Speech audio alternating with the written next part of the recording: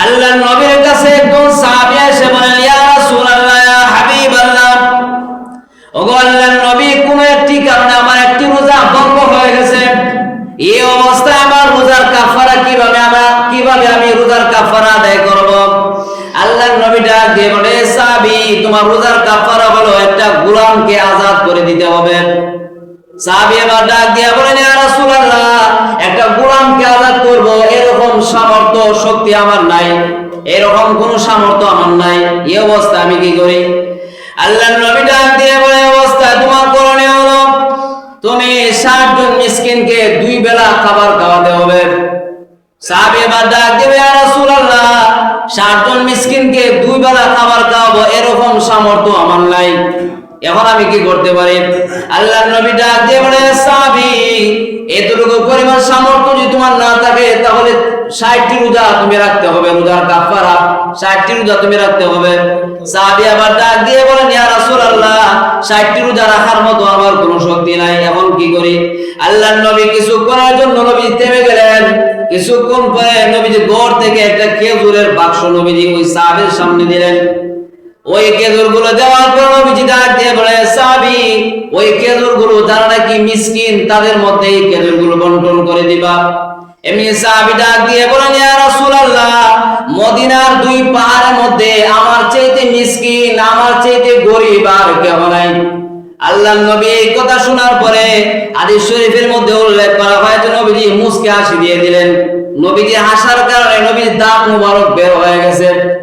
আল্লাহর নবী আবার ডাক দিয়ে, সাহাবী শোন, এই যদি তোমার পরিস্থিতি হয় তাহলে তুমি ওই খেজুরগুলো তুমি আগে ভক্ষণ করবা, ভক্ষণ করার পরে বাকি যে সমস্ত যেতগুলো খেজুর থাকবে ওই পরিমাণ খেজুরগুলো মিসকিনদের মধ্যে এগুলো বন্টন করে দিবা।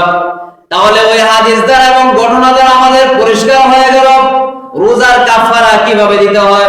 রোজার কাফারা কিভাবে দিতে হয় ওই হাদিস দ্বারা আমাদের পরিষ্কার হয়ে গেল।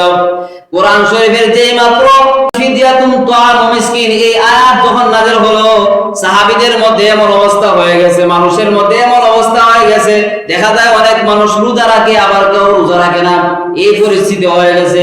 আল্লাহ রাব্বুল আলামিন সঙ্গে সঙ্গে পবিত্র কোরআন শরীফের আরেক আয়াত নাযিল করে বলেন, ফামান শাহিদা মিনকুমুশ শাহরা ফালইয়াসুমহু। আল্লাহ রাব্বুল আলামিন বলেন, রমজান মাস আসলে যাদের উপর রোজা ফরজ তারা প্রত্যেক মানুষের জন্য এই রোজাগুলো যেন সক্রিয় রাখে। তাহলে ওই আয়াতগুলো দ্বারা আমাদের জন্য সহজ হয়ে গেছে রোজার কাফারা কিভাবে দিতে হয়।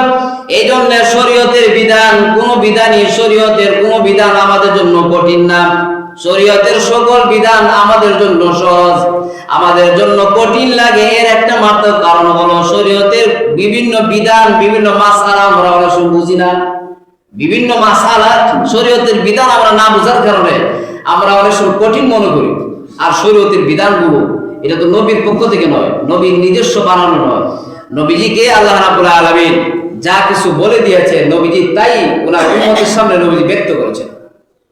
এজন্য আল্লাহ বলেন, হে রাসূল, আপনার নিজের ব্যক্তিগত আপনি কোনো কথা বলেন না, কারণ নবীজি কোনো ব্যক্তিগত যদি কোনো কথা বলেন তাহলে আল্লাহ নবীজির কন্ট্রোলকে আল্লাহ চেপে ধরতেন।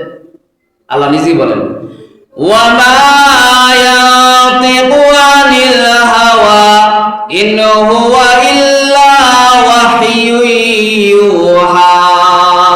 আল্লাহ বলেন যে নবীজি রমজান মাসে তারাবির নামাজ পড়ে, রোজা রাখে এবং দীর্ঘ সময় সে যদি দাঁড়ায় যদি সে নামাজ পড়ে, নবীজি বলেন আল্লাহ রাব্বুল আলামিন ওই ব্যক্তির তার জিন্দেগীর গুনাহগুলো আল্লাহ মাফ করে দেন। জোরে বলুন সুবহানাল্লাহ। 3 নাম্বার হলো ইফতারের বিষয়। সংক্ষেপে বলতেছি এত সময় কম। ইফতারের বিষয় হলো নবীজি বলেন 3 ব্যক্তির দোয়া আল্লাহর দরবারে সঙ্গে সঙ্গে কবুল হয়ে যায়। 1 নাম্বার হলো মাতা পিতা তার সন্তানের জন্য যদি দোয়া করে তাহলে ওই দোয়া আল্লাহর দরবারে কবুল হয়ে যায়।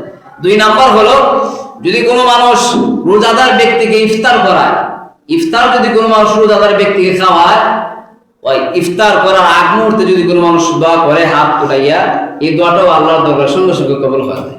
3 নাম্বার হলো যদি কোনো মানুষ মাজলুম হয়, আল্লাহর কাছে যদি সে দোয়া করে তাহলে মাজলুমের দোয়া আল্লাহর দরবারে কবুল হয়ে যায়। জোরে বলুন সুবহানাল্লাহ। আল্লাহর নবী সাহাবীদেরকে বলে, সাহাবীরা শোনো, তোমাদের মধ্যে কেউ যদি রোজাদার ব্যক্তিকে পেট ভরে ইফতারি করায়, তাহলে রোজাদার ব্যক্তি সে রোজা রেখে যে পরিমাণ সওয়াব অর্জন করবে, ইফতার করানোর কারণে ইফতার করানোওয়ালা ব্যক্তির আমলনামাও এই পরিমাণ সওয়াব লেখা হবে। সাহাবীরা বলেন, ইয়া রাসূলুল্লাহ, পেট ভরে যদি কোনো মানুষ ইফতারি না করাইতে পারে তাহলে অবস্থা কি হবে? আল্লাহর নবী বলেন, সাহাবীরা শোনো, পেট ভরে যদি কোনো মানুষ ইফতারি না করাইতে পারে, আর যদি সে একটা খেজুর দিয়ে যদি ইফতারি করায়, এক ডুব পানি যদি সে খাওয়ায়, যদি ইফতারি করায়, এক গ্লাস দুধ খাওয়ায় যদি কোনো মানুষ ইফতারি করায়, নবীজি বলেন রোজাদার ব্যক্তি সারাদিন রোজা রেখে যেই পরিমাণ সওয়াব পাবে, ইফতার করানোওয়ালা ব্যক্তির আমলনামাও এই পরিমাণ সওয়াব লেখা হবে।